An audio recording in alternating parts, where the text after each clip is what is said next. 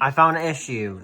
So you'll get stuck on a GTA 5 login screen, right?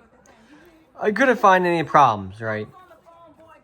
I could not find the reason why I would get stuck on the calibration screen. I tried everything. I had tried, deleting the game file, all that stuff.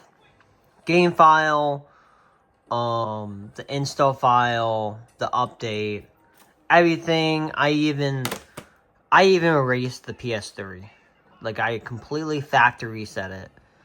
And come to find out, you see that thing right there? Look at that. That thing right there is what caused me to be stuck on the screen. Because you see, I'll show you. You see my controller, right? With that thing plugged in, was on number 2. And so when I was at the log screen, since it was in number 2, it wouldn't let me do anything. The controller would not work on the calibration screen. I kind of press X to continue, whatever.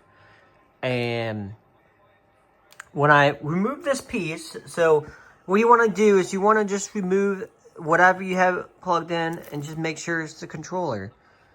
And then once it's in controller 1, you should be good to go. Your disc is not broke.